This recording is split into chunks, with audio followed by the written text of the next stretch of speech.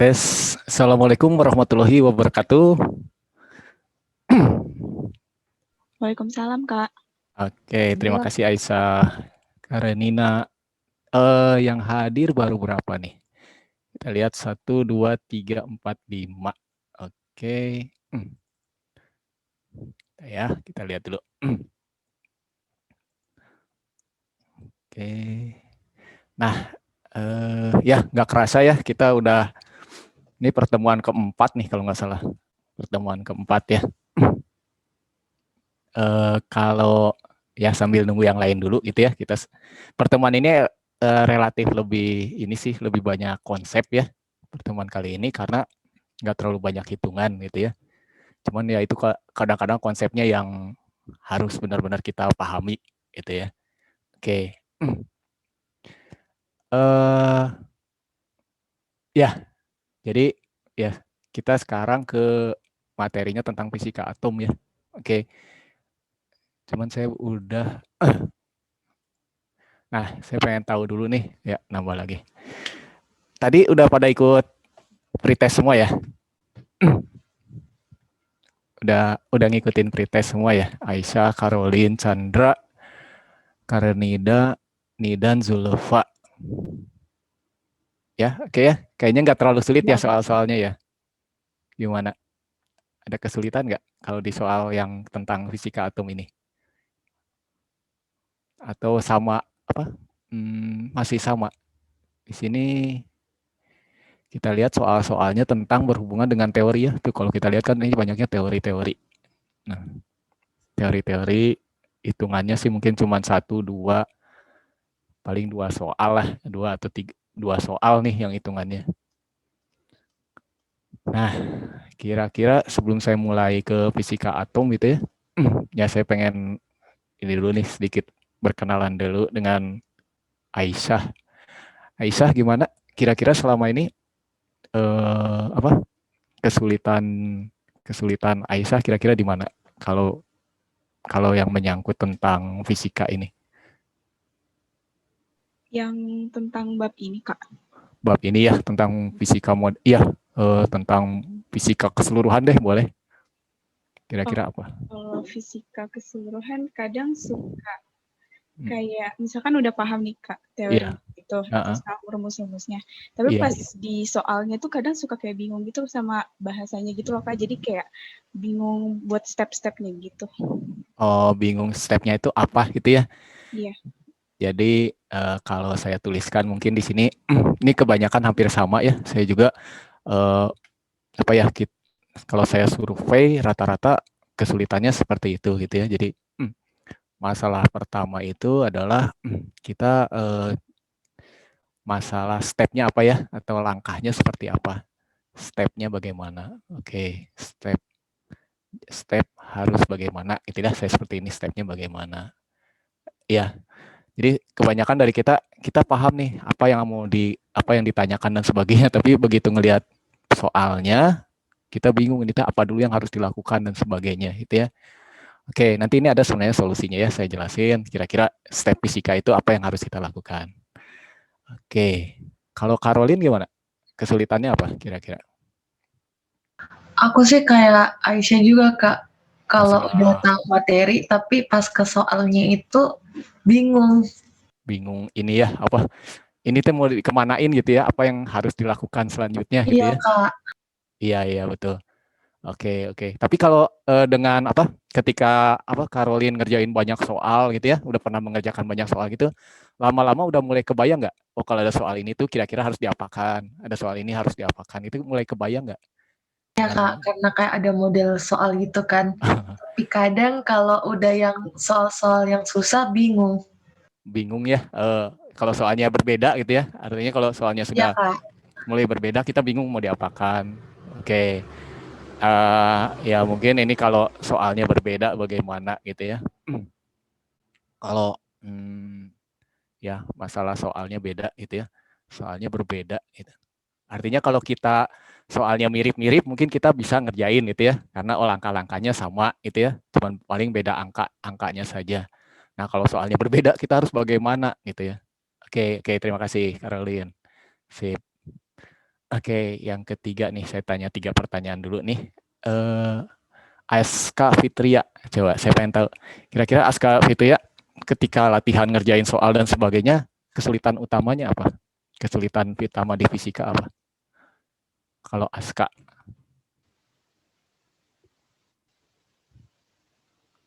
ada kesulitan nggak kira-kira kalau Aska ketika mengerjakan soal-soal fisika ini?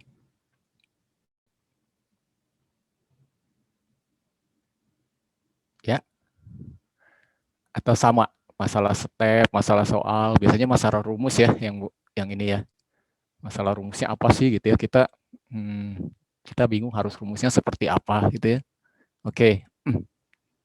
Ya, mungkin biasanya kalau saya tambahkan di sini adalah masalah rumus ya. Nah, ini tiga problem dulu gitu ya. Ini 3 problem yang biasanya kita hadapi semua gitu ya. Problem. Sebenarnya ini problem fisikanya sebenarnya dari sini gitu ya. Problemnya ini seperti apa.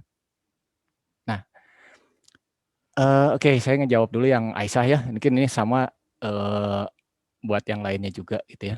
Bagaimana dengan step? Step itu langkahnya harus apa gitu ya. Mungkin kalau saya sih kadang-kadang ngasih solusinya seperti ini gitu ya.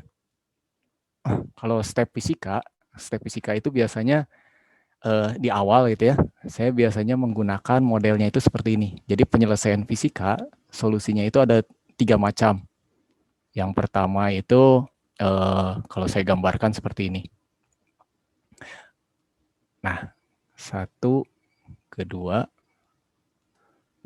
ini kira-kira banyak digunakan gitu ya, lumayan bermanfaat kalau kita bisa memahami maksud ini. Ini 1, ini kedua. Jadi sebenarnya kalau ada soal fisika itu yang pertama saya selalu berpikir biasanya misalnya diketahui apa gitu ya, diketahui apa, ditanyakan apa. Nah, solusinya adalah dari yang diketahui itu kita masukkan ke dalam rumus. Sehingga dari satu ini kita tahu rumusnya, kita masukkan angkanya, malah ini bisa kita dapatkan gitu ya. Ini disebut solusi substitusi. Jadi kita memasukkan data-data yang kita ketahui. Substitusi itu artinya kita memasukkan nilai-nilai yang kita ketahui, terus kita masukkan nilainya, dapat angkanya gitu ya. Ya, banyak kan soal fisika itu modelnya juga gini gitu ya. Jadi kalau kita tahu rumusnya, kita dapatkan gitu ya. Nah, yang kedua, modelnya itu adalah model perbandingan sebenarnya. Nah, ini adalah soal perbandingan. Jadi stepnya itu adalah kita membandingkan. Kalau misalnya diketahui apa, jika ini, maka, nah biasanya kata kuncinya itu ada jika maka, itu ya. Kalau jika maka, biasanya kita membandingkan. Yang biasa dibandingkan itu biasanya tentang gas ideal gitu ya, PVNRT, itu biasanya soal-soal perbandingan. Terus listrik dan sebagainya, ini banyak sekali soal-soal perbandingan. Nah, soal-soal perbandingan itu ya. Oke, ini sebagai gambaran aja stepnya gitu ya. Jadi pertama itu saya berpikir ini mau diapain gitu ya.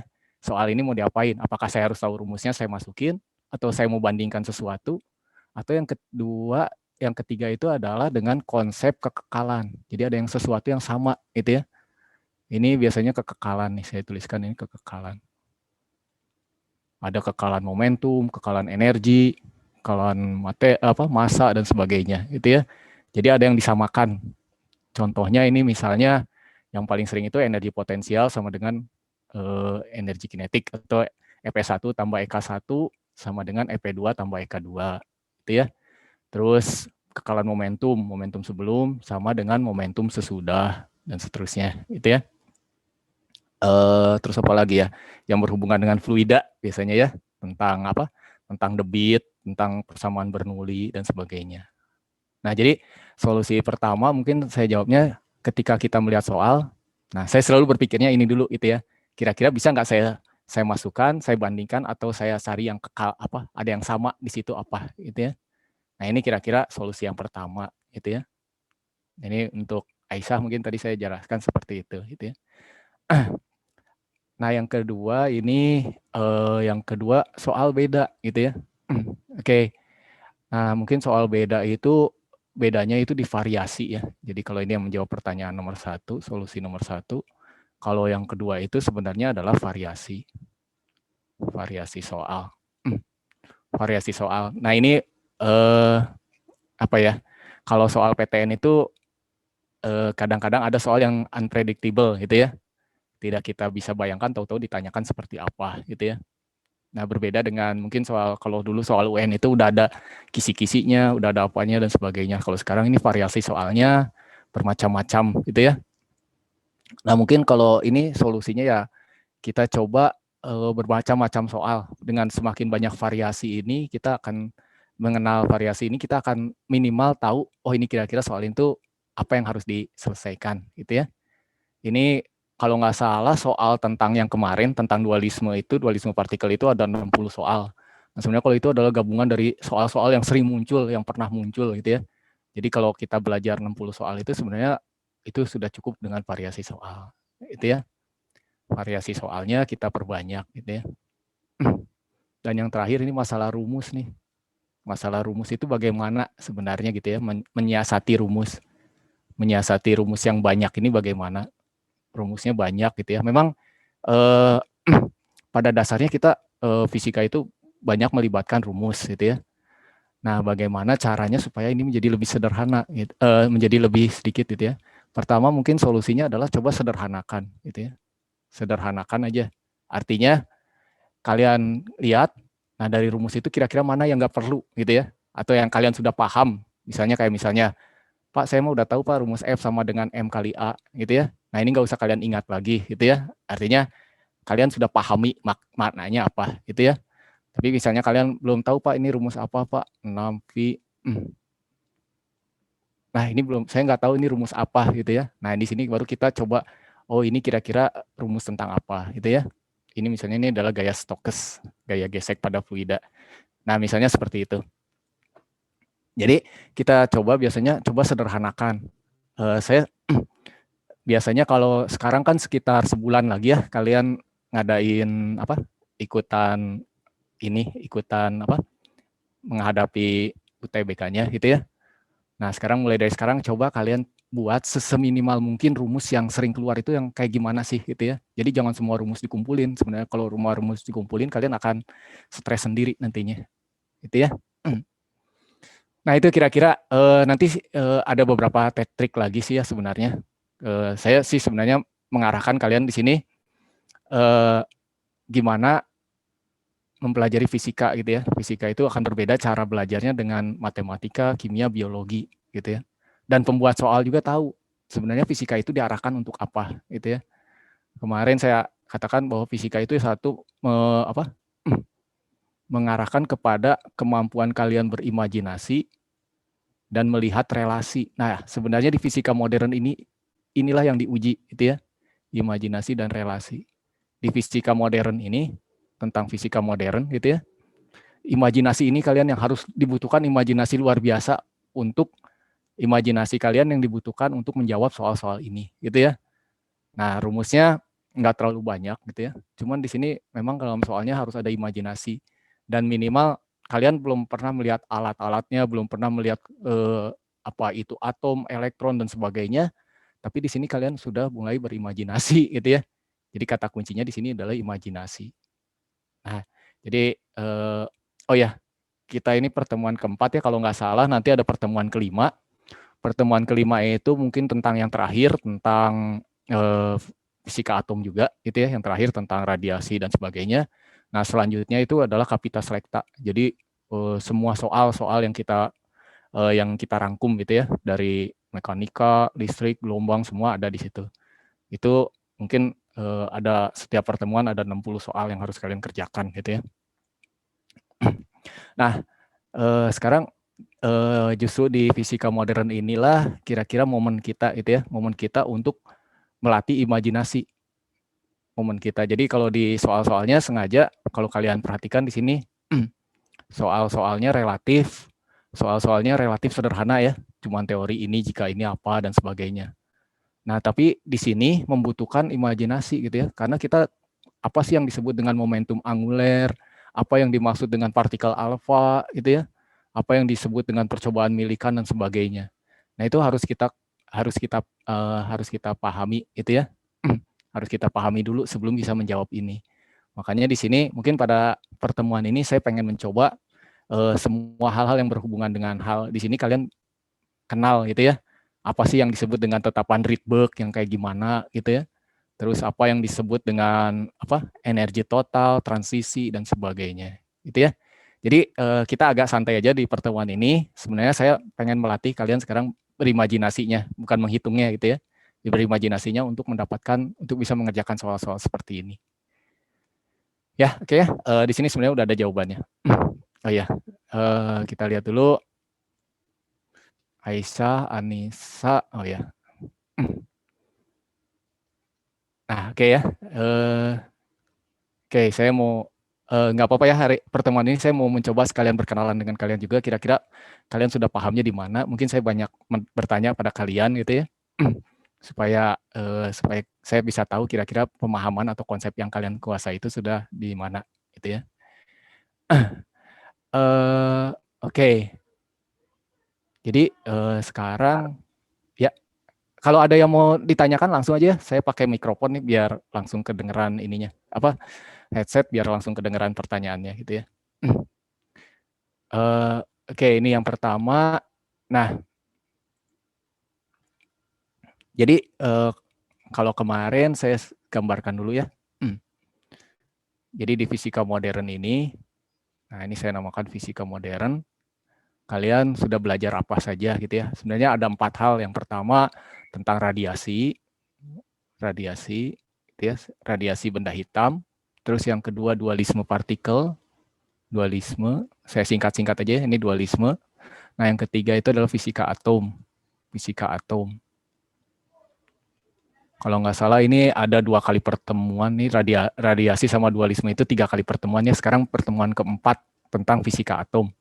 Fisika atom. Nah biasanya saya seperti ini gitu ya. Ketika kita sudah belajar ini, coba minimal kalian review gitu ya. Apa yang kalian ketahui tentang radiasi gitu ya. Misalnya bahwa intensitas itu sebanding dengan suhu pangkat 4 gitu ya. Terus lambda itu sebanding dengan 1/T. Nah, kira-kira ini cukup gitu ya, karena ini sederhananya itu sebenarnya seperti ini gitu ya. Nah, kalau di dualisme partikel ini kita berkenalan dengan panjang de Broglie, gelombang de Broglie, H/P. Terus kita berkenalan dengan mungkin kalian pernah lihat ini energi foton. Energi foton sama dengan W ditambah EK, ini efek fotolistrik. Dan yang terakhir adalah efek Compton, itu ya. Delta lambda sama dengan H/mc 1 min cos theta. Nah sebenarnya kalau kalian tahu segini aja udah cukup sebenarnya untuk menjawab soal seperti ini, gitu ya. Nah sekarang timbul di fisika atom. Fisika atom itu belajar apa aja gitu ya. Atau kita sederhanakanlah sebenarnya fisika atom itu belajar apa saja, gitu ya. Ya coba saya mau tanya dulu ya. Coba Anissa Dwi. Iya, Kak. Ya, kira-kira saya mau tanya nih, kalau fisika atom yang Anissa kenal itu kira-kira pelajari tentang apa aja? Kalau kayak teori-teori atomnya sih, terus ada energi. Teori, energi, terus? Ya gitu-gitu sih, sama ada yang deret Balmer gitu-gitu. Ada deret ya, oke, sip. Ada deret, oke. Energinya ada. Energi, terus deret ya. Apalagi kira-kira dari sini selain ini? Ada lagi nggak? Deret. Apalagi kira-kira? Ada teorinya, teori-teori tentang atom ya, betul. Terus ada energi atom, ada deretnya. Betul, memang ini yang mau kita pelajari saat ini ya. Jadi pada saat ini kita mau pelajari 3 hal ini. Ya, ada teori, energi, sama deretnya. Oke, sip. Nah, sekarang kita lihat kalau teori itu, teori apa sih yang dipelajari itu gitu ya, tentang teorinya itu, teori apa yang kita pelajari di fisika modern ini. Yang pertama adalah mengenai teori model atom gitu ya. Jadi yang pertama teorinya itu adalah tentang model atom. Jadi kalau saya gambarkan di sini mungkin yang pertama itu yang kita pelajari itu adalah model atom. Model atom. Nah, nanti model atom itu banyak gitu ya. Mulai dari model atom dari awal itu Aristoteles, Dalton, terus Thomson, Rutherford, siapa? Yang terakhir Bohr sama yang lain-lainnya gitu ya. Sebenarnya banyak sekali. Cuman yang kita pelajari itu biasanya adalah model atomnya si Dalton, terus model atomnya si Thomson, saya tuliskan Thomson, terus ada Rutherford, betul. Nah, terus ada lagi satu lagi Bohr, gitu ya. Jadi ada, ya biasanya yang ditanyakan itu sekitar ini ada 4 gitu ya. Sebenarnya masih banyak teori-teori yang lain gitu ya. Cuman yang kita pelajari di sini adalah 4. Nah, ini ada ada kekurangannya gitu ya.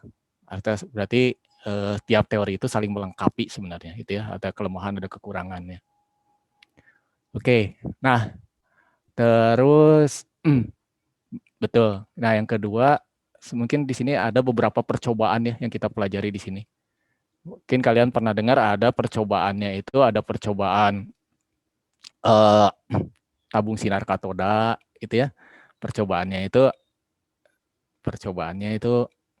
ada percobaan eksperimen gitu ya, yang digunakan itu biasanya berhubungan dengan nih sinar katoda, percobaan sinar katoda, udah gitu pernah dengar nggak percobaan milikan? Percobaan milikan nih, saya tuliskan ini ya. Ada percobaan milikan, terus ada juga percobaan Bohr, percobaan Rutherford gitu ya, Rutherford. Terus ada juga spektrum hidrogen gitu ya, spektrum hidrogen. Nah, jadi ini percobaan yang mendukung penemuan model-model atom ini gitu ya. Percobaan yang berhubungan dengan sinar model atom yang saling mendukung gitu ya, terutama Bohr dan sebagainya. Nah, terus kalau energi, betul, ada energi, nanti kita pelajari adalah energi pada tiap lintasan gitu ya. Energi dan jari-jari lintasan sebenarnya. Jari-jari lintasan. Tapi ini sebenarnya biasanya lebih diarahkan ke atom hidrogen aja. Jadi yang kita pelajari itu sebenarnya cuma di sini di awalnya hidrogen dulu gitu ya. Karena dengan hidrogen ini sesuai dengan model atom Bohr gitu ya. Nah, energi dan jari-jari lintasan atom hidrogen. Terus ya yang terakhir tadi kita belajar yang namanya deret. Deret gitu ya. Ada deret, ada 5 deret gitu ya. Mulai dari Lyman, Palmer, Paschen, Brackett, Van gitu ya. Oke, ini urutannya Lyman, Palmer, Paschen, Brackett dan Van gitu ya. Brackett dan Van.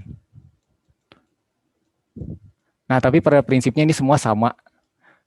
Cuman beda dikit lah ibaratnya gitu ya. Cuman bedakannya sedikit.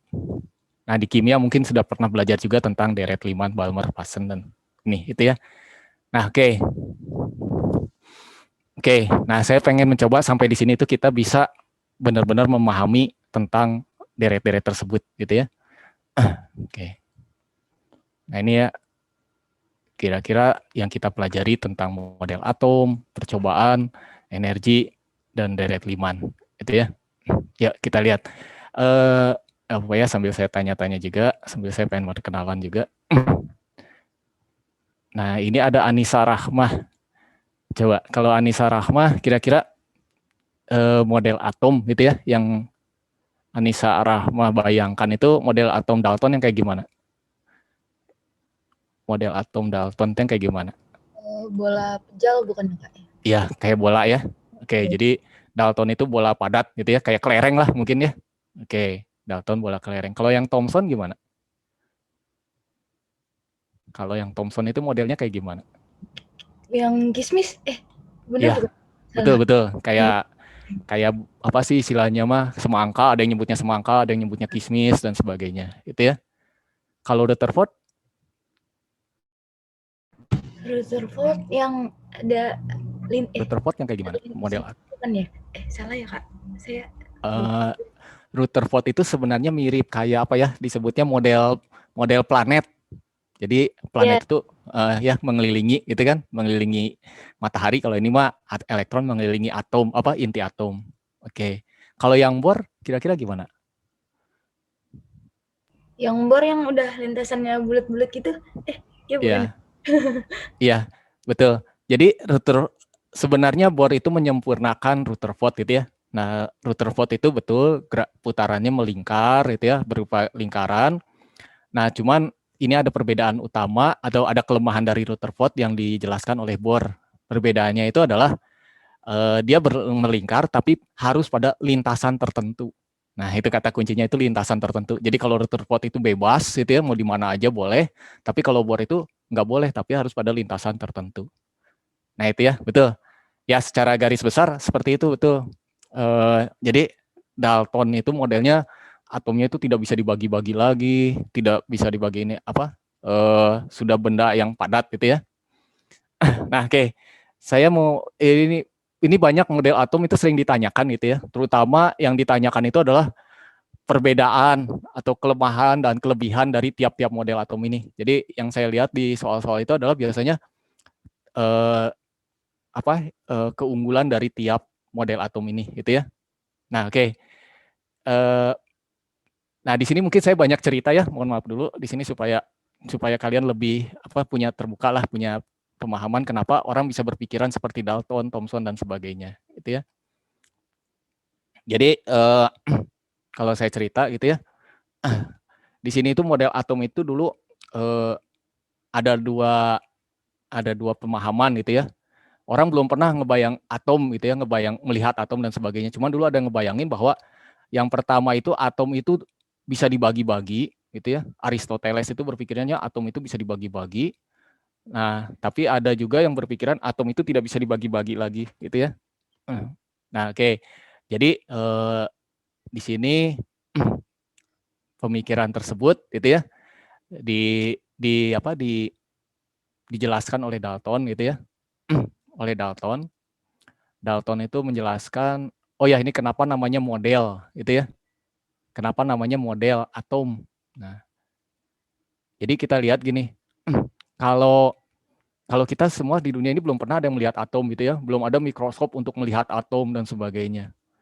Nah, jadi orang berpikir, kita yakin ada yang namanya atom gitu ya, ada yakin yang namanya atom, tapi bentuknya seperti apa? Nah, disinilah orang berpikir, bentuk atom itu kayak gimana?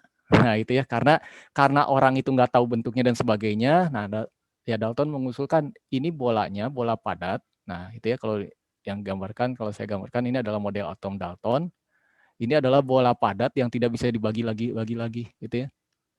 Nah, seperti ini. Jadi bolanya sudah tidak bisa dibagi-bagi lagi. Model atomnya itu seperti itu. Nah, terus yang kedua, ada atom, ada molekul, gitu ya. Nah, ini Dalton ini sebenarnya memberikan dua hal ini. Yang pertama, atom itu tidak bisa dibagi-bagi lagi. Yang kedua itu adalah,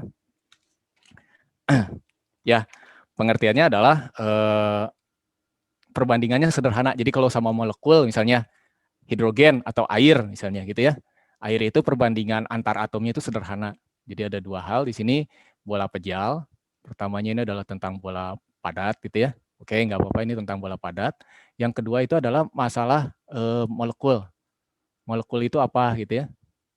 Nah, molekul itu dibayangkan sebagai perbandingan atom. Jadi misalnya hidrogen, ada hidrogen dan oksigen misalnya seperti ini, gitu ya. Nah, kita lihat di sini ini hidrogen H2O, H2O ini adalah oksigennya, ini adalah hidrogen, gitu ya. Nah, di sini dikatakan bahwa perbandingan hidrogen banding oksigen itu merupakan bilangan bulat 2:1. Nah, ini jadi yang penting itu adalah di sini dikatakan bahwa dia perbandingan bilangan bulat, gitu ya. Atau bilangan sederhana seperti ini.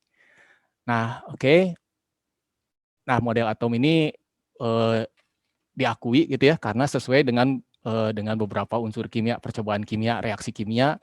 Kalau reaksi kimia misalnya CO2 ditambah apa misalnya gitu ya, nanti hasilnya itu akan merupakan jadi perbandingan sederhana seperti ini. Nah, jadi karena Dalton itu mendukung reaksi kimia, maka model atom Dalton itu dianggap benar. Sampai di sini gitu ya. Jadi orang berpikirnya kita model atom. Ibaratnya gini, kalau kita tidak tahu apa-apa gitu ya, tapi ada orang menjelaskan bahwa modelnya seperti ini. Apa buktinya? Buktinya kalau di kimia reaksinya seperti ini. Nah, maka jadi kita percaya gitu ya. Oke. Nah, terus kita lihat. Nah, inilah baru dimulai ada yang namanya percobaan. Orang mulai membuat yang namanya tabung sinar katoda gitu ya. Tabung sinar katoda itu kayak gimana? Nah, saya gambarkan seperti ini. Jadi saya gambarkan. Jadi orang bisa membuat yang namanya sebuah tabung, gitu ya. Pertama dibuat yang namanya tabung. Nah, ini tabung sinar katoda itu seperti ini, kira-kira gambarannya. Nah, jadi awalnya itu sebuah tabung, gitu ya. Tabung terus dikasih plat. Jadi ujung-ujungnya di sini dikasih plat. Nah, kira-kira di sini dikasih plat, di sini dikasih plat, di sini juga dikasih plat, kira-kira seperti ini, gitu ya. Nah, terus dikasih tegangan tinggi, ya mula-mula nggak ada masalah gitu ya, nggak kelihatan apa-apa, nggak ada yang muncul dan sebagainya. Nah, tapi ketika di sini udaranya disedot, jadi udara yang ada di dalam gas ini dibuang, gitu ya. Nah, ini makanya dibuang ke vakum. Vakum itu artinya disedot. Nah, barulah timbul garis sebuah sinar, gitu ya. Jadi ketika tekanannya rendah, gitu ya, tekanannya itu dikecilin menjadi 1/100.000-nya, gitu ya, 1/100.000 atm. Nah, barulah muncul sebuah sinar warna hijau, gitu ya. Nah, sinarnya kira-kira bergerak seperti ini. Nah, jadi dari sini ketika orang melihat ini, orang penasaran sinar itu apa, gitu ya. Sinar itu apa, kayak gimana bentuknya, dan benda apakah inilah maksudnya, gitu ya. Nah, maka diteliti, ternyata, gitu ya, kalau di sini saya berikan tegangan positif, gitu ya. Nah, si sinar ini akan berbelok ke arah positif. Nah, kira-kira seperti ini, gitu ya. Jadi kalau diberi tegangan positif, dia akan berbelok ke positif. Nah, orang mengambil kesimpulan bahwa, itu ya, yang pertama, sinar katoda itu apa? Sinar katoda itu adalah kita namakan dengan elektron, gitu ya. Kita namakan dengan elektron. Elektron, terus bagaimana? Elektron itu bermuatan negatif. Nah, muatannya negatif. Muatan negatif, karena kenapa muatannya negatif? Muatannya negatif karena dia tertarik sama positif, gitu ya. Muatannya negatif, tertarik sama positif. Nah, terus apa lagi? Ternyata dia bergeraknya lurus. Awalnya dia bergerak lurus, gitu ya. Bergeraknya lurus, terus apalagi yang dia lakukan ternyata, nah ini yang penting adalah ketika di sini dikasih baling-baling, gitu ya. Jadi kalau digambarkan, saya gambarkan di sini baling-baling, gitu ya. Di sini ada sebuah baling-baling. Nah, ternyata baling-balingnya bisa berputar, gitu ya, ikut berputar. Nah, itu membuktikan bahwa di sini dia mempunyai yang namanya tumbukan, atau dia memiliki yang namanya momentum. Memiliki momentum, gitu ya. Nah, inilah jadi percobaan dari sinar katoda ini, orang bisa mengambil kesimpulan bahwa sebenarnya dia bukan sinar, tapi pancaran dari partikel-partikel. Jadi kalau ini partikel-partikel, nah ini kira-kira terpancarkan kira-kira seperti ini, gitu ya. Nah, partikel ini yang kita namakan dengan elektron atau sinar katoda. Nah, ini percobaannya seperti itu, kira-kira gambarannya seperti ini. Jadi, percobaan sinar katoda itu adalah menemukan bahwa ada suatu zat lain atau suatu benda lain yang kita namakan dengan elektron. Elektron itu bermuatan negatif, gitu ya. Nah,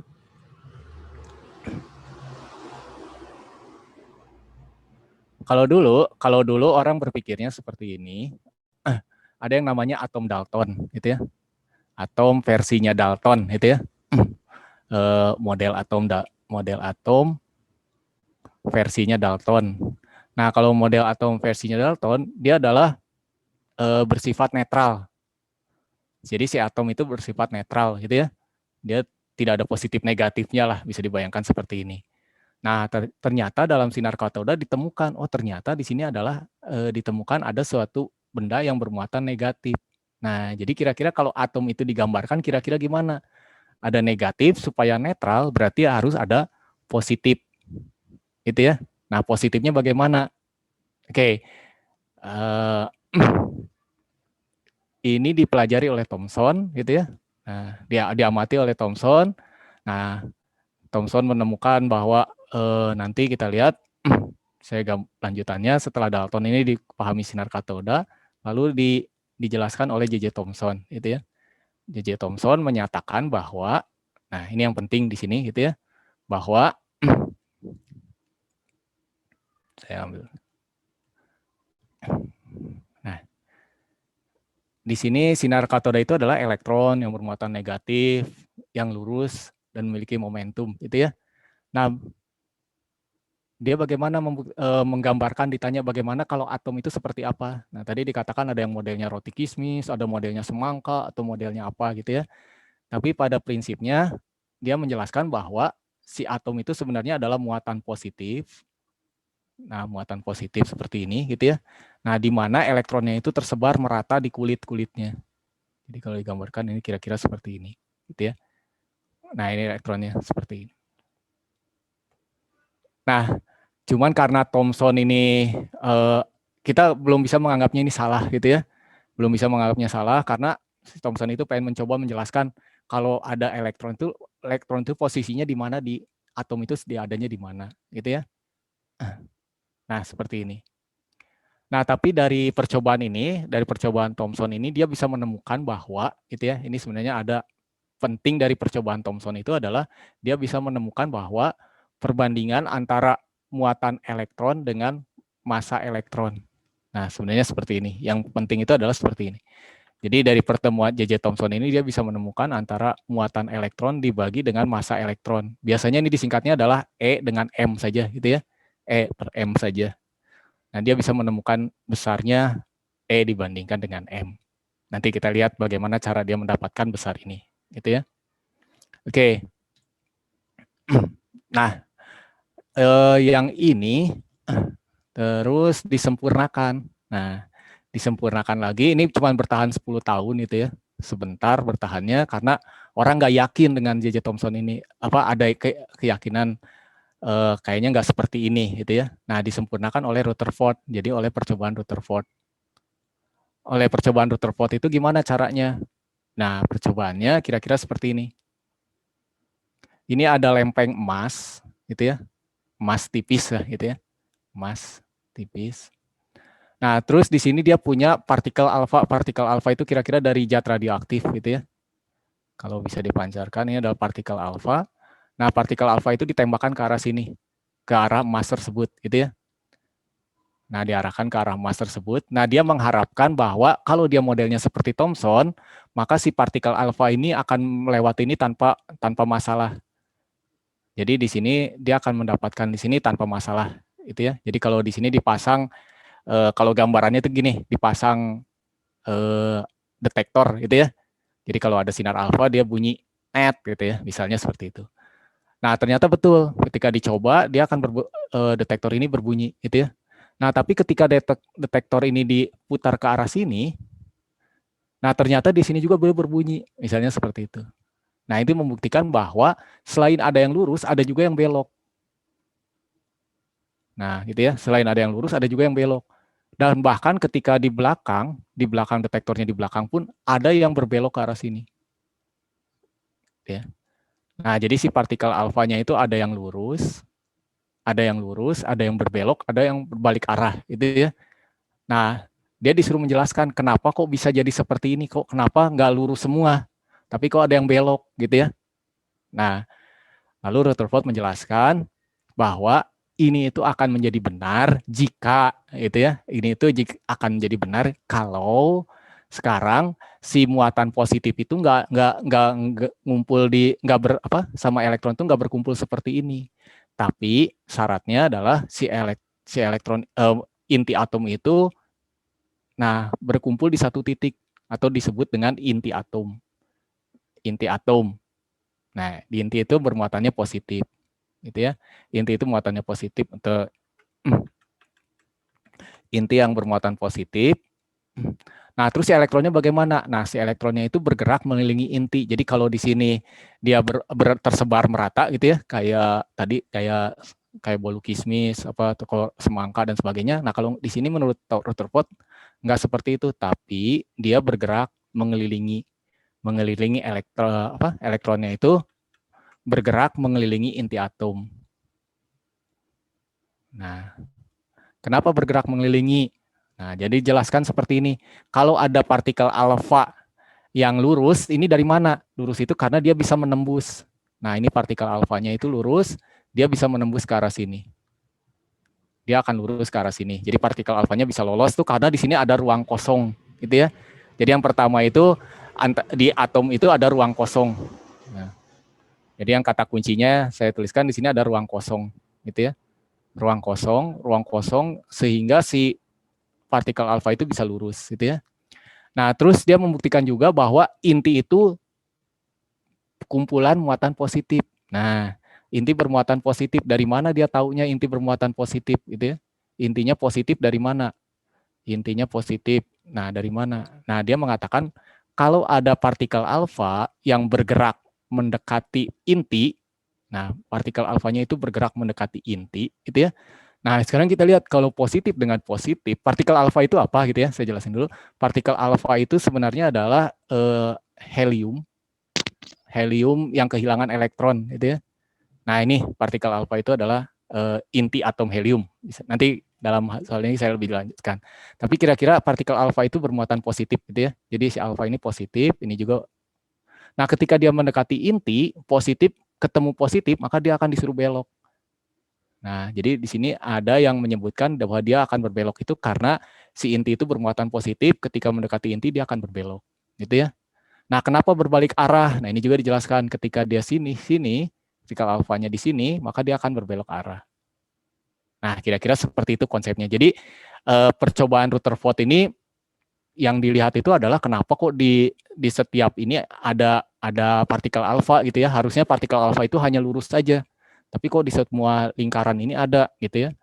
Nah, itu menyatakan bahwa si Rutherford mengatakan bahwa ini percobaan ini karena masalahnya adalah di sini ada ruang kosong sama ada inti positif gitu ya, atau inti bermuatan positif. Nah, kira-kira gambarannya seperti itu. Oke, dan terakhir ini masih ada kelemahan. Kelemahannya apa gitu ya?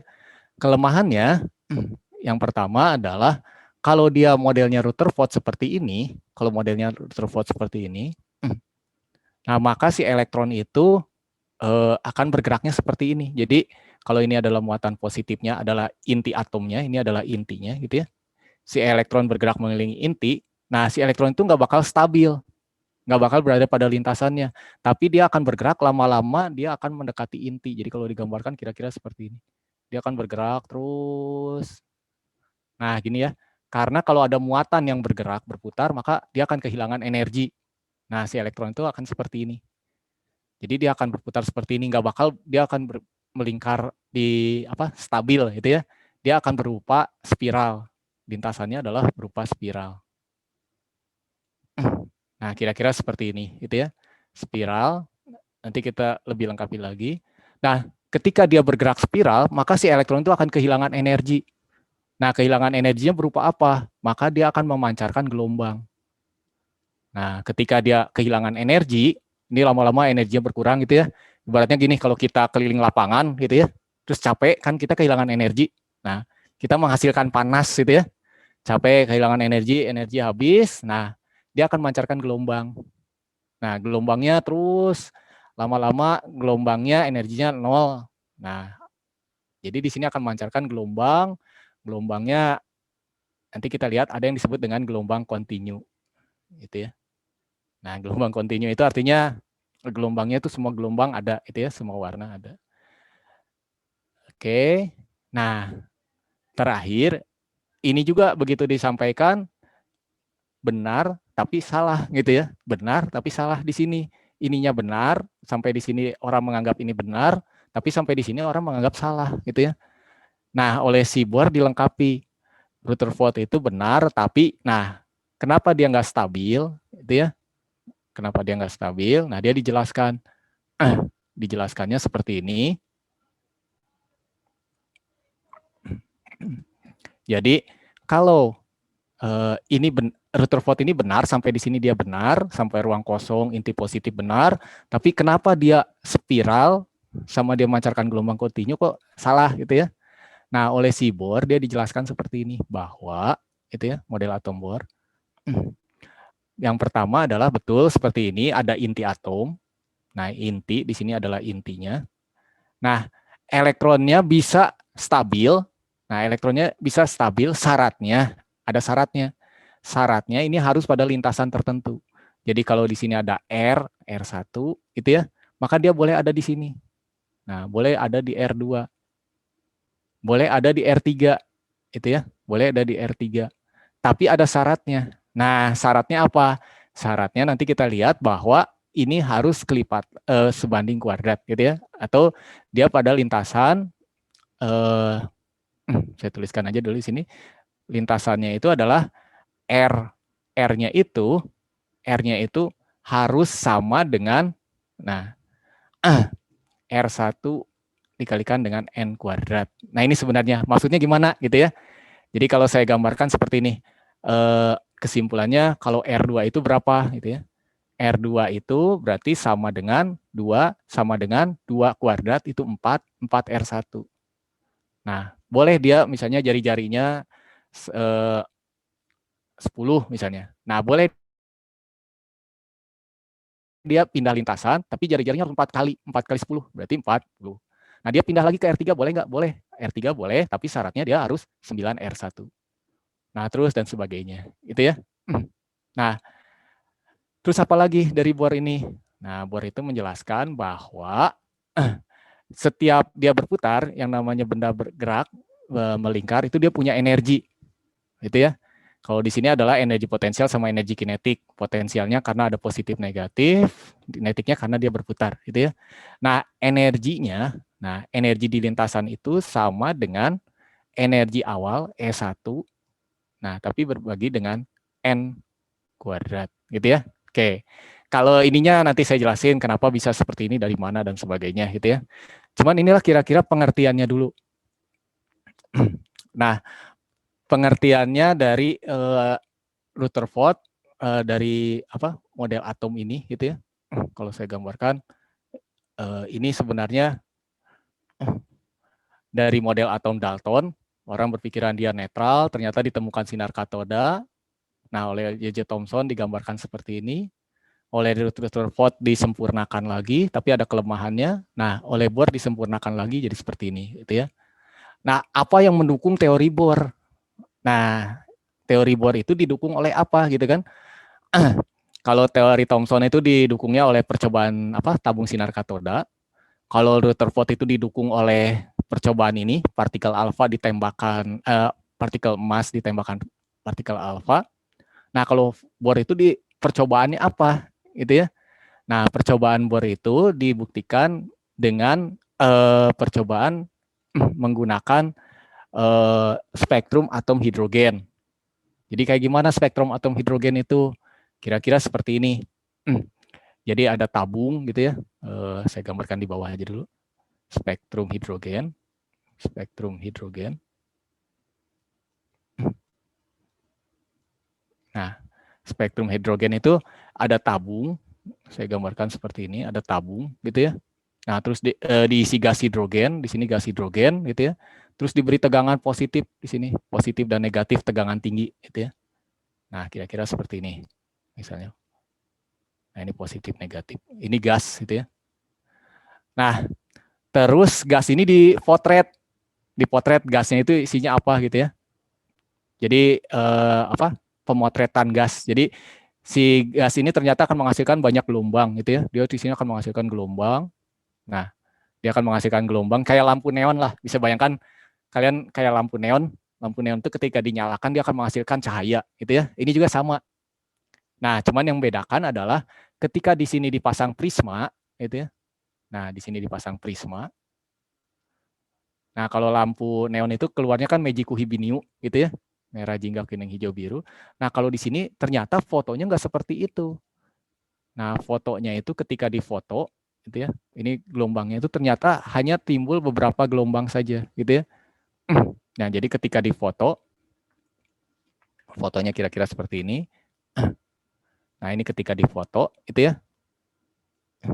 Nah, ketika difoto itu hanya timbul beberapa garis saja. 1, 2, 3, 4. Nah, cuman seperti ini aja gitu ya. Jadi di sini orang menemukan ada kok cuma 4 warna saja. Itu ya. Inilah yang disebut dengan spektrum diskrit. Spektrum diskrit. Diskrit itu artinya apa? Diskrit itu artinya terputus. Jadi si panjang gelombangnya itu misalnya merah, kan harusnya merah, jingga, kuning, hijau, biru gitu ya. Merah tiba-tiba hijau, tiba-tiba nila, tiba-tiba ungu gitu ya. Nah, itulah disebut spektrum diskrit. Tapi kalau beda dengan matahari misalnya gitu ya. Kalau misalnya matahari, kalau matahari mungkin kalian pernah nyobain yang namanya percobaan matahari itu gini. Jadi ini matahari itu ya, sun gitu. Nah, dia juga memancarkan gelombang di sini. Memancarkan gelombang gitu ya. Nah, tapi begitu dikasih prisma, nah gelombangnya itu banyak di sini. Dan gelombangnya tidak terputus. Maksudnya gelombangnya tidak terputus itu artinya gini. Nah, gelombangnya tidak terputus itu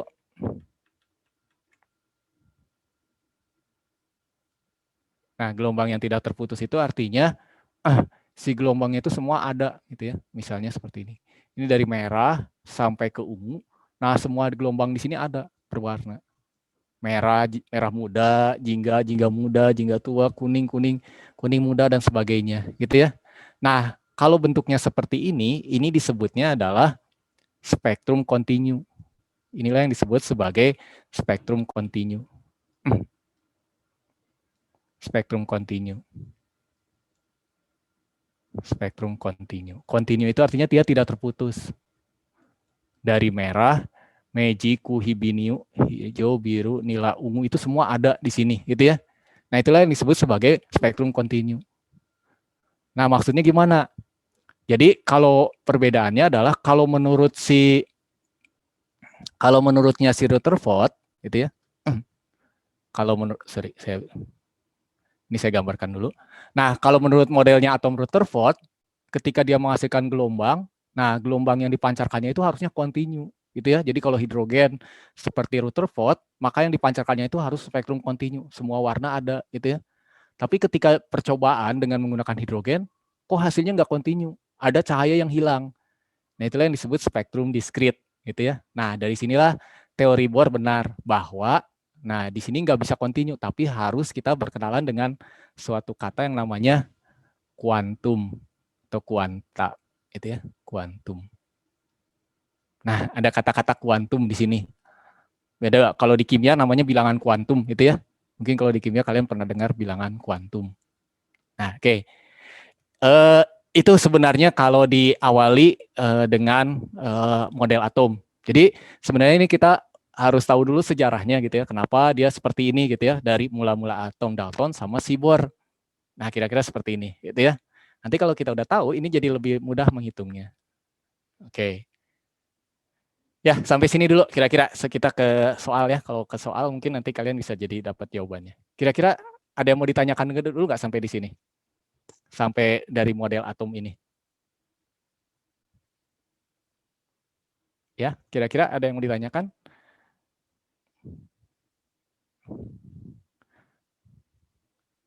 Atau malah bingung, malah tambah bingung? Ya, gimana? Coba mau Dila. Saya mau tanya dulu sama mau Dila Lira, itu ya. Halo, mau Dila? Ya, suara saya kedengeran, mau Dila? Mau Dila?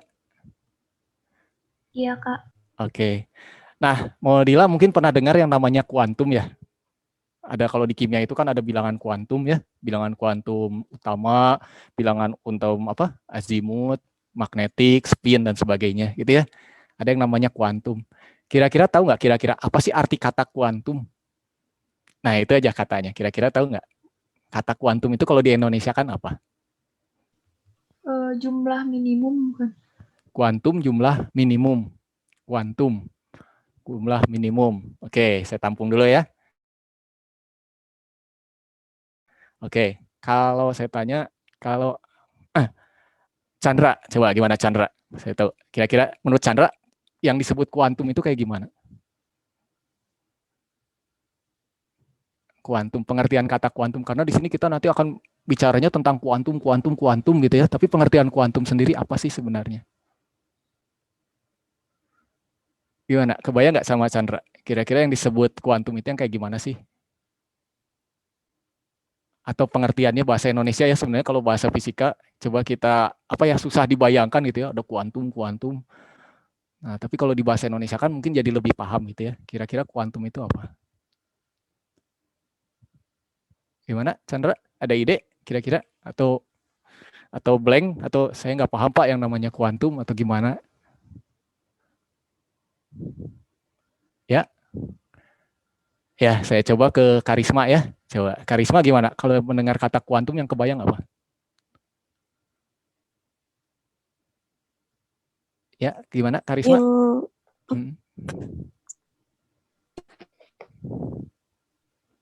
Kuantum yang gimana? Halo?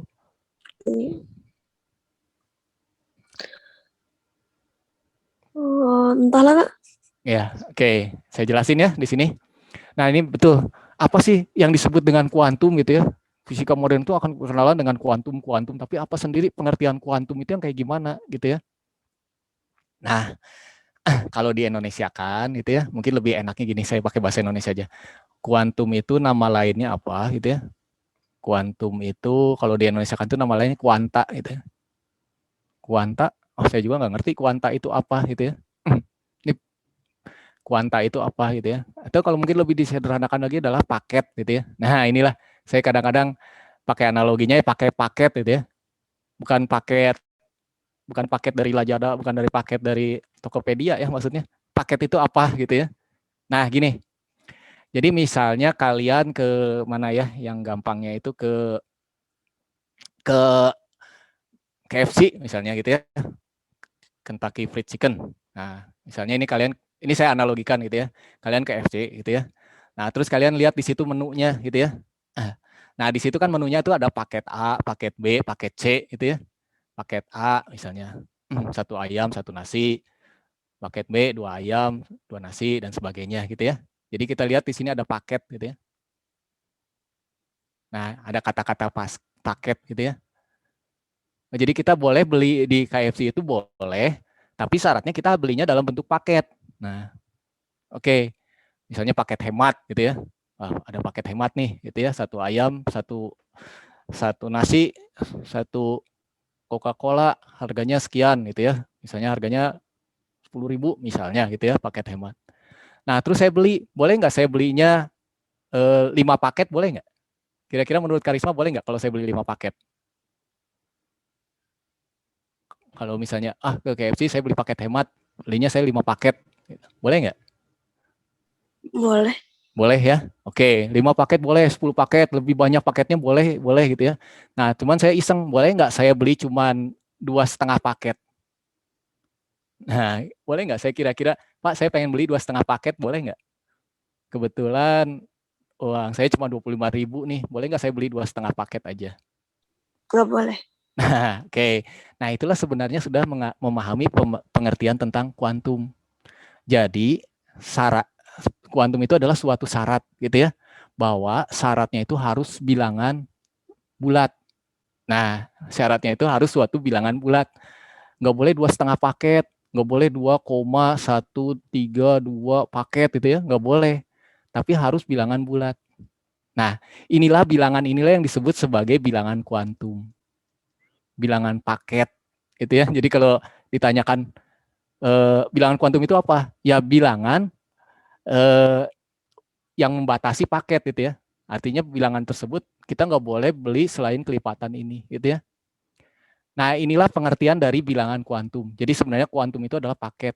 Paketnya harus berapa. Nah, sama dengan di sini teori Bohr gitu ya. Nah, Bohr juga menyatakan bahwa lintasan itu adalah lintasan kuantum. Nah, lintasannya adalah lintasan kuantum. Lintasan dan energinya itu kuantum. Maksudnya apa? Ya, tadi syaratnya tadi. Boleh dia di suatu lintasan, nah tapi lintasannya nggak boleh sembarangan. Dibatasi oleh suatu bilangan namanya bilangan kuantum. Nah, bilangan kuantum itu yang disebut dengan N tadi. Oh, berarti kalau jari ke satu boleh di R1, tapi kalau dia mau pindah, nah dia nggak boleh sembarangan, saya pengen pindah ke 1,5, pindah ke 2,5, ke 3,5, nggak boleh. Nah, dia harus sesuai dengan bilangan paket. Kalau ini sini kebetulan paketnya dikuadratin, gitu ya. Jadi boleh kelipatan 1, 4, 9, 16, dan sebagainya. Nah, itulah yang disebut dengan, maksudnya kuantum itu adalah batasnya. Oke, silakan dia pindah lokasi, tapi syaratnya dia harus pindah sesuai paket. Nah, sesuai kuantum. Itu ya. Itulah makanya di sini kita bicaranya sekarang kita nggak bebas itu, nggak bisa bebas tuh artinya mau di mana aja posisinya bebas gitu ya, mau pada jarak berapapun si elektron itu bebas. Nah, tapi dia dibatasi harus pada bilangan tertentu. Demikian juga energinya. Kalau kita kan kalau misalnya kita lari keliling lapangan gitu ya. Nah, misalnya kita lari keliling lapangan. Ini misalnya orang lari keliling lapangan. Nah, kita bisa mau energi di mana aja bisa gitu ya. Artinya misalnya gini, kalau saya lagi enak, lagi tenaganya lagi banyak gitu ya, lagi banyak saya bisa kelilingnya jauh. Tapi kalau tenaganya lagi capek, saya kelilingnya deket aja lah gitu ya. Dan kalau lebih sedang ya jaraknya sekian aja gitu ya. Nah, kalau kita bebas kelilingin ini, jadi nggak bebas, nggak harus ada paket-paketnya gitu ya. Nah, tapi kalau di kuantum si elektron itu berbeda. Elektron itu nggak bisa sembarangan. Dia nggak bisa sembarangan pindah-pindah paket gitu ya, pindah-pindah lintasan. Nah, itu ya kira-kira yang berhubungan dengan kuantum. Nah, sekarang orang nanya, nah sekarang apa tahu dari mana dia punya lintasan-lintasan seperti ini, tahu dari mana gitu ya. Nah, dia buktikan bahwa kenapa dia diskrit, kenapa dia terputus-putus. Nah, inilah yang dijelaskan dalam kuantum. Dia bisa diskrit, syaratnya dia harus kuantum. Nah, maksudnya gimana? Oke, kita lihat ya, syaratnya tuh gini. Jadi kalau di bor itu, gini. Jadi kalau misalnya si elektron, nah ini adalah intinya. Nah, si elektron itu saya tuliskan di sini. Nah, ini elektron itu ada di R1 itu ya, posisinya itu pada jarak R1. Nah, R1, maka dia boleh ada di sini, syaratnya dia punya energi E1. Nah, sekarang dia pindah. Saya pengen pindah, Pak. Oke, pindah kemana? Pindah ke lintasan kedua. Oke, silakan pindah ke lintasan 2. Nah, kalau pindah lintasan kedua, syaratnya apa? Jaraknya harus lintasan kedua, berarti jaraknya harus 4 kali R1. Oh, berarti ini adalah R2 itu, syaratnya harus 4 R2. Nah, di sini dia harus punya energi berapa? Energinya harus E2, gitu ya. Karena semakin jauh itu energinya semakin besar, gitu ya. Nah, sekarang kita lihat ketika dia pengen pindah, misalnya dia sekarang berada di lintasan kedua. Nah, saya pengen pindah ke lintasan 1, gitu ya. Dari lintasan 2 pindah ke lintasan 1. Bisa dibayangkan seperti ini. Dia pengen pindah nih, Pak, saya pengen pindah ke sini. Nah, saya pengen pindah ke sini dari lintasan 2 ke lintasan 1, gitu ya. Ya boleh aja silakan. Karena di lintasan 2 itu nanti lebih besar energinya, gitu ya. Tapi dia akan pindah ke lintasan 1 dengan cara apa? Dengan cara melepaskan gelombang. Nah, dia memancarkan gelombang. Kalau hijau nggak jelas, mungkin saya warna hitam aja lah. Dia akan memancarkan gelombang lambda, itu ya. Nah, jadi di sini dia akan pindah ke gelombangnya. Nah, lambda itu nanti akan sebanding dengan energinya, gitu ya. Tapi kira-kira, jadi lambda ini nggak semuanya bebas, nggak semuanya ada, gitu ya. Karena kalau dari E2 ke E1, misalnya di sini, nah ini lambdanya. Misalnya lambda dari 2 ke 1, gitu ya. Nah, kalau ini kenapa jadi seperti ini? Karena ini lambda dari 3 ke 1. Nah, kenapa ada ini? Karena ini lambda dari 4 ke 1, gitu ya. Kenapa ada ini? Karena misalnya lambda dari 5 ke 1, dan sebagainya. Nah, jadi dia bersifat diskrit itu karena di sini dibatasi lintasannya itu ada bilangan kuantum. Itu ya pengertiannya. Jadi diskrit itu karena, kenapa disebut diskrit? Karena ada pengaruh dari si kuantum. Kalau dia nggak pakai kuantum, maka dia akan continue. Dia di mana aja bebas. Itu ya. Ya, gimana kira-kira Karisma? Tambah pusing atau tambah ini? Tadi pengertian kuantum ini. Gimana? Kira-kira ada yang masih bingung nggak tentang kuantum ini, paket ini? Ya, ya ini memang fisika modern ini agak sedikit berbeda dengan fisika klasik ya. Kalau fisika klasik mah kita tinggal dapat rumusnya, masukin dan sebagainya. Tapi kalau di sini kita mulai memahami dulu pengertiannya apa, ininya apa dan sebagainya. Gitu ya. Nah, sekarang kita coba, ini saya gambarkan garis besarnya, gitu ya. Jadi kalau belajar fisika itu saya coba arahkan ini garis besarnya dulu, gitu ya. Garis besarnya dulu dari percobaan-percobaan ini. Nah, nanti setelah kalian tahu cerita keseluruhannya, baru kita lebih detail, gitu ya. Dari mana Thomson tahu perbandingan ini, bagaimana cara mengukur massa elektron, muatan elektron, dan sebagainya. Bagaimana Bohr dan sebagainya. Ya, oke ya? Oke, gimana nih? Kita lanjut ke soal. Kalau ini udah dipahami, biasanya saya langsung, ya kita coba bagaimana kalau dengan kemampuan kita atau dengan pemahaman kita sekarang sanggup nggak mengerjakan soal-soal yang berhubungan dengan fisika modern ini, gitu ya, fisika atom ini. Nah, oke ya, saya coba ya. Sengaja saya tadi garis besarnya dulu, nanti kita lihat di soal ini akan bisa lebih detail. Yuk kita lihat ke soal di sini.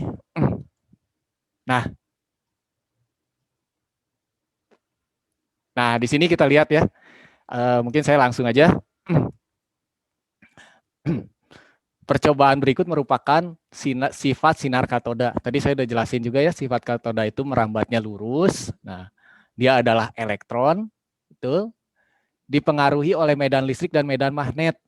Nah, apa maksudnya dipengaruhi oleh medan listrik dan medan magnet?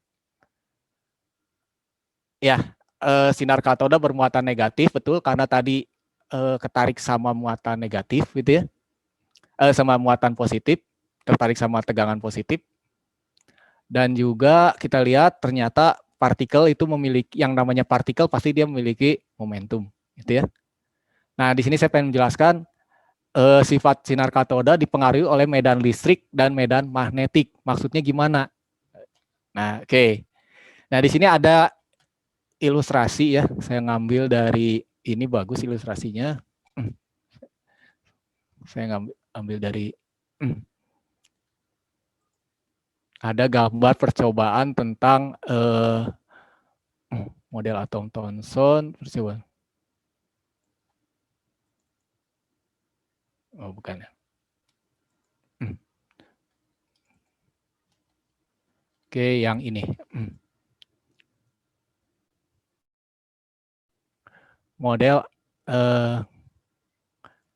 tadi itu sudah tabung sinar katoda, sudah oke, open, saya open. Terus saya tambahkan lagi. Nah, ini ada percobaan milikan.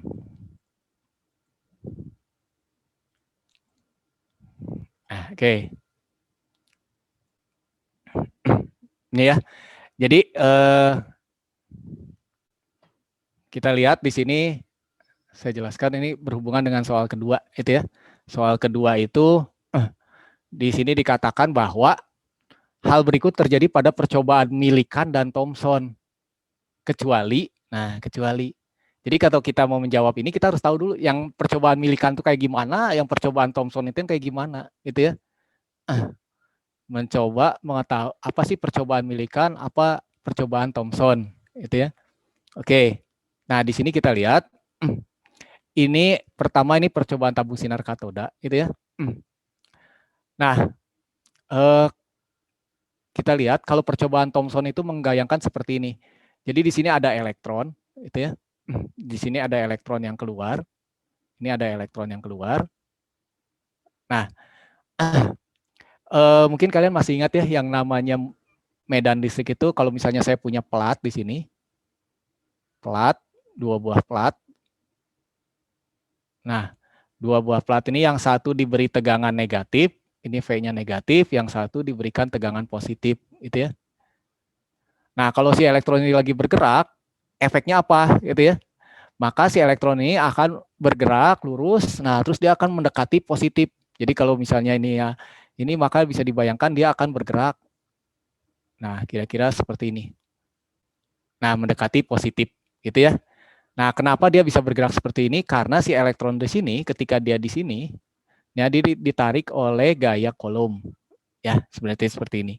Jadi si elektron itu karena dia bermuatan negatif, negatif dipengaruhi oleh medan listrik. Medan listrik itu artinya daerah dari potensial ke negatif. Nah, inilah yang disebut dengan medan listrik. Jadi di daerah inilah yang timbul kita sebut sebagai medan listrik. Gitu ya. Oke, dia akan bergerak, berbelok ke atas misalnya seperti itu. Nah, demikian juga kalau ada medan magnet. Ini sebenarnya sudah kita pelajari di tentang listrik magnet ya. Kalau listrik magnet itu kalau ada muatan negatif gitu ya. Misalnya seperti ini. Nah, terus dikasih medan magnet. Medan magnetnya seperti ini. Nah, di sini dikasih medan magnet B. Kalau di sini adalah medan listrik itu dari positif ke negatif. Kalau ini medan listriknya, medan magnet itu masuk ke dalam, gitu ya. Nah, dia lagi bergerak dengan kecepatan V, misalnya. Seperti ini bergerak dengan kecepatan V, ini juga bergerak dengan kecepatan V. Nah, apa yang terjadi, gitu ya? Nah, oke. Kita lihat di sini, kalau dia muatan positif, maka dia belokkan ke atas. Tapi kalau dia muatan negatif, apa yang terjadi? Maka dia akan dibelokkan ke sini. Nah, kira-kira seperti ini. Jadi dia akan bergerak melingkar, gitu ya. Ini kenapa dia ditarik seperti ini? Karena di sini kita kenalan dengan yang namanya gaya magnet. Atau kalau digambarkan, ini ada gaya Lorentz atau gaya magnet lah ya. Saya namakan, biasanya kalian mungkin nyebutnya gaya Lorentz. Oke. Nah, gaya magnet, gitu ya.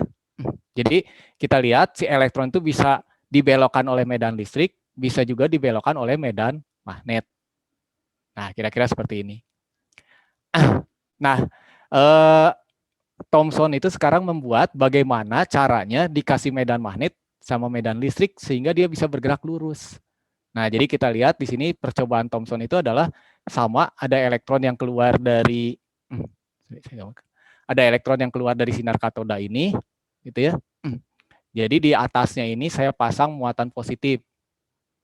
Nah, kalau digambarkan di sini saya pasang muatan positif, P positif, gitu ya. Nah, kalau di bawahnya saya pasang muatan negatif. Nah, kita bisa bayangkan bahwa elektron ini akan bergerak ke arah atas, gitu ya. Dia akan bergerak ke atas. Nah, cuman di sini saya kasih medan magnet.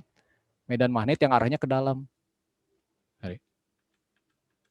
Nah, medan magnet yang arahnya ke dalam. Efeknya apa? Nah, kalau medan magnetnya kuat, dia akan belok ke bawah. Kalau listriknya kuat, dia belok ke atas. Itu ya. Nah, itu membuat dia supaya bagaimana caranya dia supaya bergeraknya lurus saja. Nah, dibuat supaya lurus. Itu ya. Nah, artinya dia nggak ketarik ke atas, nggak ketarik ke bawah. Percobaannya itu kira-kira seperti itu. Jadi dia nggak ditarik ke atas, nggak tarik ke bawah. Nah, ini akan bisa kalau dia bergerak lurus, itu ya. Elektron ini bisa bergerak lurus. Nah, seperti ini. Syaratnya apa? Syaratnya di sini kita lihat bahwa gaya kolom ke atas, nah, gaya kolom ke atas itu harus sama dengan gaya magnetnya atau gaya Lorentz-nya. Gitu ya.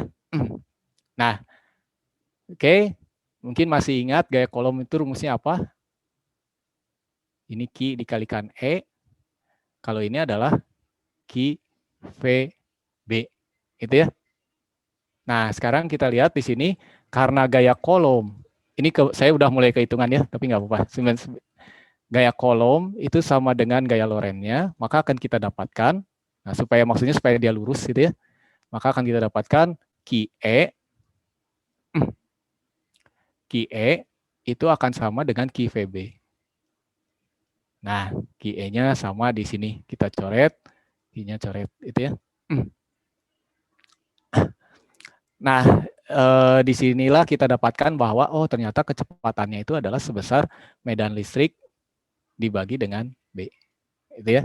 Nah, itu adalah kecepatan si elektron di sini supaya dia lurus, itu ya, kecepatannya lurus. Ya, gimana cara mendapatkan kecepatan di sini? Nah, maka di sini kita berikan tegangan positif. Nah, ya ini sebagai gambaran. Di sini negatif, dia akan bergerak ke positif. Nah, kalau dia bergerak positif, maka dia akan dapatkan tegangan, itu ya. Nah, oke, yang keduanya adalah di sini kita dapatkan energi. Dari mana dia bisa bergerak gitu ya, sama kayak yang kemarin. Elektron ini diam, terus dia bisa bergerak dengan kecepatan V itu dari mana? Dari energi kinetik berubah menjadi energi potensial. Kira-kira seperti itu, energi kinetik berubah menjadi energi potensial. Energi kinetiknya adalah setengah mv². Sedangkan energi potensialnya itu adalah muatan elektron dikalikan dengan potensial di sini ya, potensial di sini. Oke, nah kalau kita masukkan maka di sini kita dapatkan, di sini kita bisa dapatkan perbandingannya gitu ya, atau kita dapatkan M dibagi E. Nah, atau E dibagi M boleh. Kalau di sini misalnya saya tuliskan ini E dibagi M itu E dibagi M itu sama dengan ya V kuadrat dibagi dengan 2V itu ya. Ini kalau saya balikin M-nya ke sini, V kuadrat dibagi dengan 2V. Maka ya saya ganti aja V kuadratnya sama ini EB kuadrat gitu ya. Maka bisa didapatkan di sini E kuadrat dibagi dengan B kuadrat dikalikan dengan 2V. Nah inilah kira-kira, tapi ini hanya sekedar ininya saja, bahwa si Thomson itu berusaha mencari nilai dari E dibagi M. Nah nanti didapatkan nilai E dibagi M-nya itu berapa ya, saya lupa nih nilai E dibagi M-nya. Nah jadi prinsipnya adalah percobaan si Thomson itu adalah membuat supaya gaya kolom sama dengan gaya Lorentz-nya, sehingga dia mendapatkan nilai E dibagi M. Nah ini nilai-nilai yang dibagi E dibagi M, itu ya. Nah ini kelanjutannya setelah si Thomson mengetahui ini, itu ya. Ini agak panjang untuk hitungannya ya. Baru ada percobaan Millikan, dilanjutkan dengan percobaan Millikan, itu ya. Nah percobaan Millikan, saya gambarkan di sini. Yang digambar ini kalau saya perbesar, itu ya. Saya perbesar. Nah percobaan Millikan itu kayak gimana? Ini kadang-kadang di SM, mungkin sekilas ya, di SMA diajarinnya sekilas. Nah ini percobaannya dilakukan oleh Millikan. Nah prinsipnya Millikan itu gimana? Ini itu adalah minyak, jadi setetes minyak disemprot gitu ya. Ini minyak disemprot, jadi kayak kalau itu apa ya, baygon lah, kalian bayangkan baygon disemprot, nah akan keluar butiran-butiran gitu ya. Nah ini kalau saya butiran, ini adalah butiran minyaknya saya perbesar gitu ya. Nah, terus si butiran minyak ini dikasih muatan negatif. Jadi biasanya dengan sinar X atau dikasih ini udaranya di. Maka sekarang si minyak ini bermuatan. Jadi Millikan itu mencoba membuat supaya butir minyak bermuatan. Butir minyaknya bermuatan, gitu ya. Butir minyak. Oke. Butir minyaknya jadi bermuatan.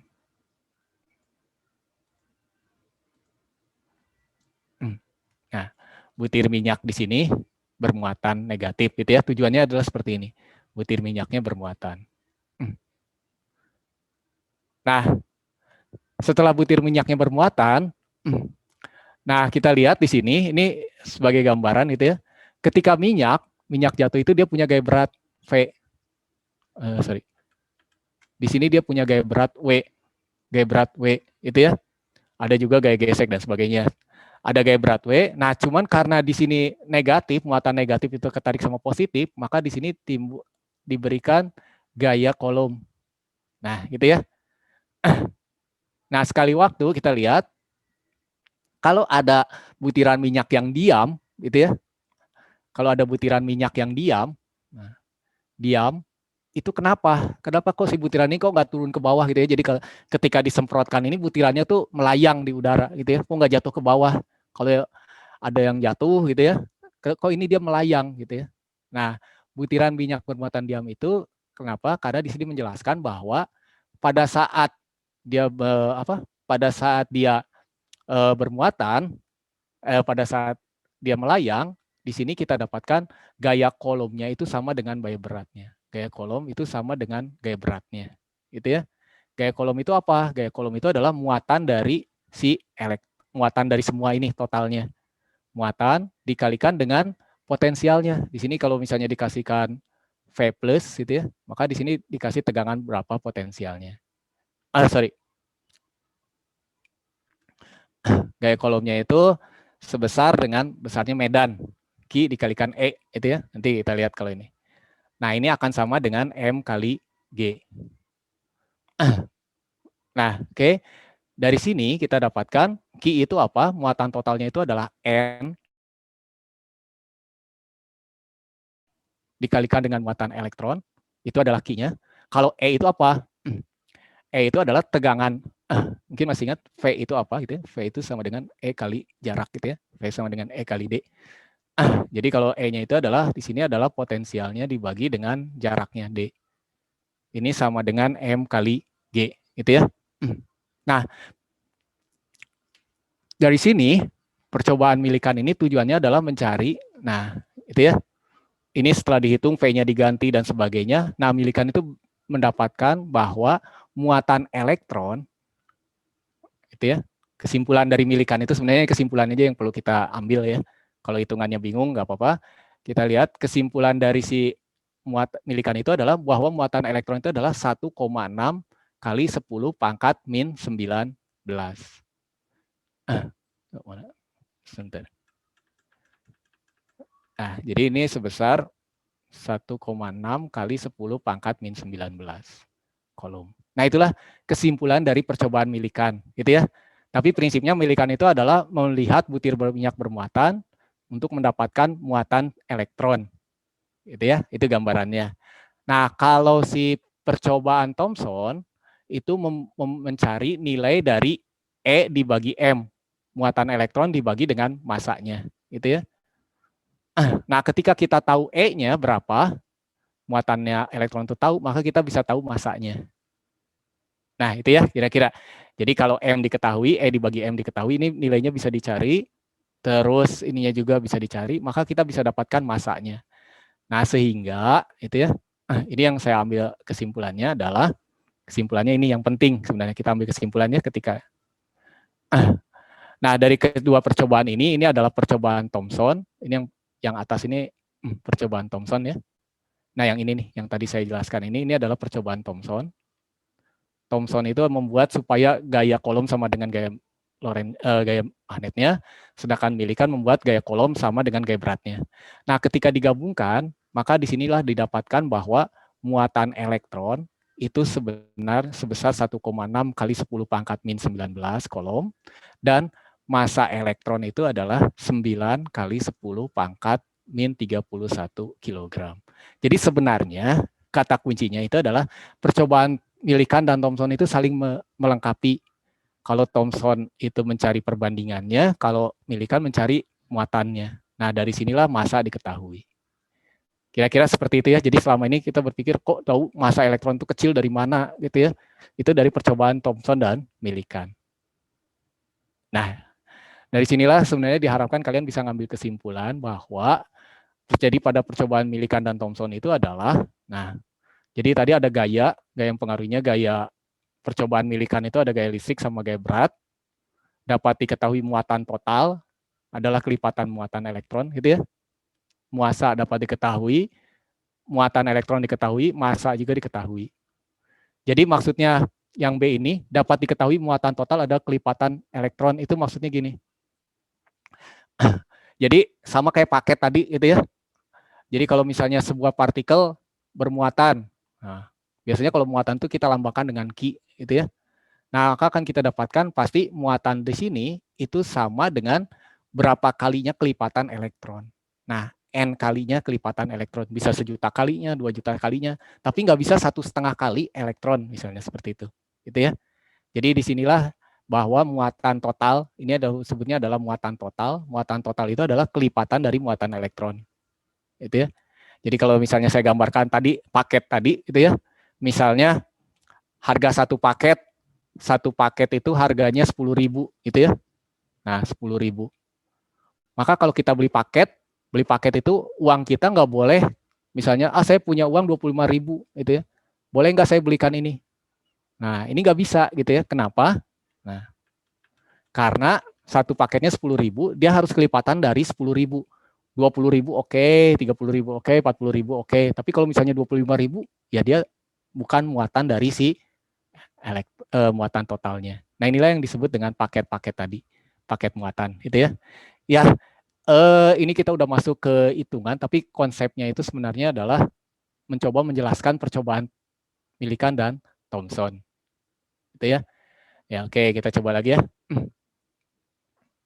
Nah, sebenarnya ini kita akan ngebahas ini lebih lanjut ya. Kalau tadi Kita lihat percobaan Rutherford. Nah, partikel alfa untuk menembak inti atom. Tujuan dari tersebut adalah, nah ini sebenarnya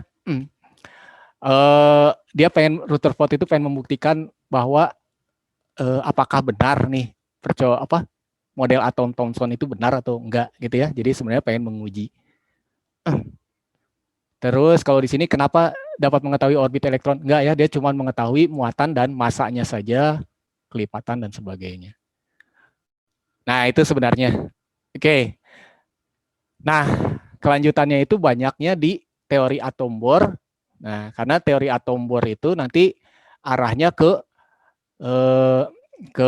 lintasan, energi, sama deret. Nah, jadi kalau kita udah tahu Bohr, nanti kita akan menjelaskan deretnya seperti apa, ininya seperti apa, dan sebagainya. Itu ya. Ya kalau untuk yang fisika atom ini memang ceritanya harus ada cerita awal gitu ya. Karena ya pada prinsipnya orang sebenarnya ini baru kita bicara model, belum aslinya gitu ya. Belum tahu aslinya itu seperti apa sih atom itu gitu ya. Cuman sementara ini yang dianggap tepat itu ya model-model atom ini gitu ya. Nanti kalau kalian mungkin ke depannya kalian punya ide lain, ya mungkin itu akan benar juga, jadi benar juga. Itu ya. Ya, gimana nih? Coba saya ini waktunya pendek ya sebenarnya. Ya sini waktunya udah hampir habis. Saya coba tanya dulu. Gimana? Ada yang mau ditanyakan dulu nggak sampai sini? Ersya, gimana? Ya.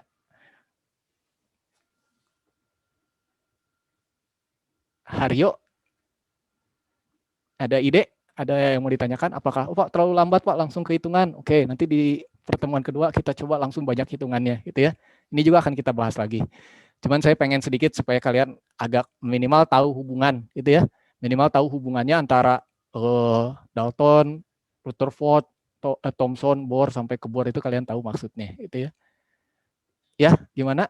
Ersya, Haryo, ada yang mau ditanyakan dulu nggak nih sebelum ini? Atau tambah malah bingung malah?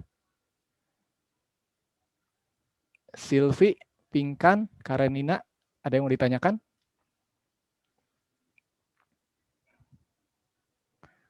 Zulfa, ya Zulfa nilainya bagus terus nih, mantap. Ada yang mau ditanyakan dulu nggak sampai sini? Belum, Kak. Belum ya? Ya, mudah-mudahan yang ini bisa dibayangkan dulu gitu ya. Nanti ketika ini pertemuan kedua nanti kita lebih bahas lebih detail lagi gitu ya. Tapi ini anggap aja kita pembuka dulu. Oke ya, dari saya sekian dulu. Terima kasih ya nih atas perhatiannya. Nanti kita lanjut jam 12:30 ya. Kita break dulu. Terima kasih. Assalamualaikum warahmatullahi wabarakatuh. Waalaikumsalam. Terima kasih, Kak. Sama-sama semuanya.